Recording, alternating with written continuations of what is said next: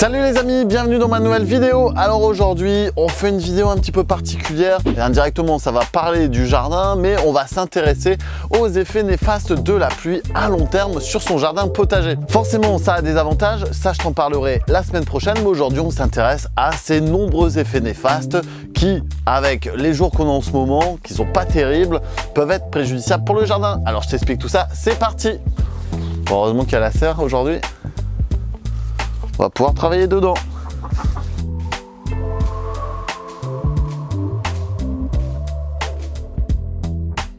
Alors bienvenue dans cette nouvelle vidéo. Juste pour commencer, on va parler forcément de la pluviométrie dans son jardin, en permaculture, dans son potager. Et on va faire le contraste entre le nord et le sud. Pour information, quand on veut relever la pluie, le nombre de précipitations dans son jardin, on va utiliser un pluviomètre. Ce pluviomètre va me permettre d'analyser avec des millimètres qui me permettra de faire une estimation au litre et par mètre carré. À équivalence, 1 mm d'eau tombée sur 1 mètre carré équivaut à 1 litre d'eau tombée sur 1 mètre carré. Je vous parlais également de différence nord-sud. Quand on a des villes comme Ajaccio qui vont avoir 0 mm d'eau sur le mois de juillet et des villes comme ici la mienne où on va avoir 109 mm d'eau sur un mois de juillet, donc 109 litres d'eau par mètre carré, forcément vous doutez bien qu'il va y avoir des problèmes. Que ce soit dans l'excès avec 0 ou alors dans l'excès avec 109 litres d'eau par mètre carré, il y a forcément un problème quelque part. Les plantes se sont habituées, les plantes endémiques, mais ici les cultures que je réalise, forcément les cultures qu'on va faire également à Ajaccio peuvent être différentes et donc forcément auront des besoins et des critères bien spécifiques. Mais ça, tu peux retrouver tout ça dans mes vidéos, hein. De toute façon, je te fais tout un tas de topics là-dessus. Maintenant, on en vient directement au sujet. Quels sont les différents effets néfastes de la pluie, des excès de pluie sur notre jardin potager ?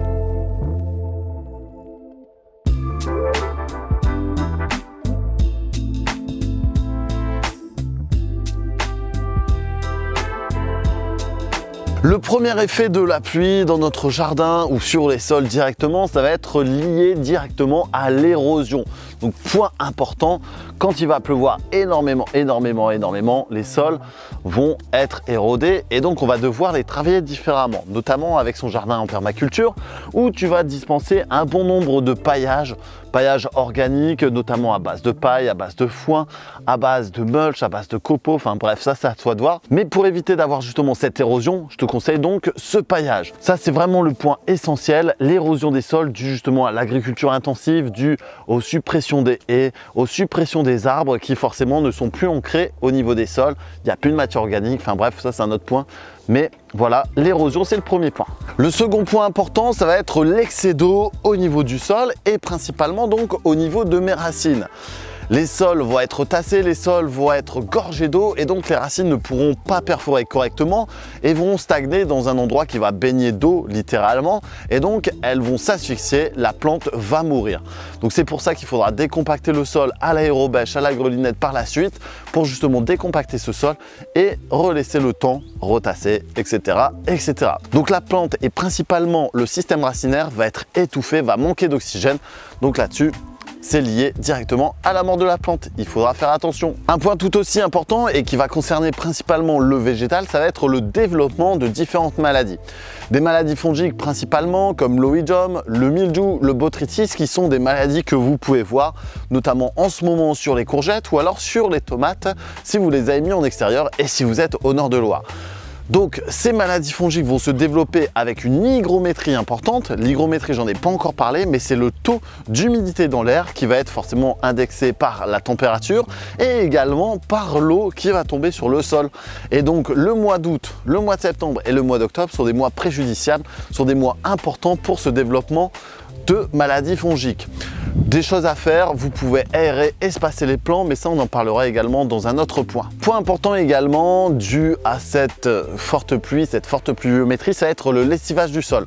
Le lessivage du sol, en gros vous imaginez, vous mettez 1 litre d'eau sur un petit bout de terre de quelques centimètres carrés, l'eau va forcément évacuer, va forcément faire libérer par gravité tous les minéraux qui seront présents dans le sol. Alors tout, pas forcément, mais une grande partie. Donc attention, le fait d'avoir de fortes pluviométries vont lessiver les sols, vont chasser les minéraux et les expulser un petit peu plus loin. Point suivant, c'est le compactage du sol.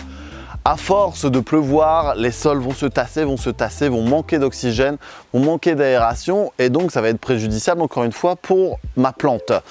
Forcément en hiver c'est normal parce que la pluie vient s'abattre quasiment toute la période longue d'automne et d'hiver. Donc arrivé au printemps on va pouvoir retravailler son sol légèrement pour décompacter ça. Mais sur des périodes printanières et des périodes estivales, c'est un peu problématique parce que les plantes sont déjà installées dans l'ensemble du potager et donc les racines doivent pouvoir perforer. Étant donné que ce sol est compacté, les racines ne pourront pas s'étendre, ne pourront pas aller chercher tous les minéraux. Donc c'est lié forcément à ce compactage. Donc il va falloir décompacter son sol. Pareil, vous allez faire attention aux semis que vous allez faire et avec les fortes pluies qui pourraient arriver.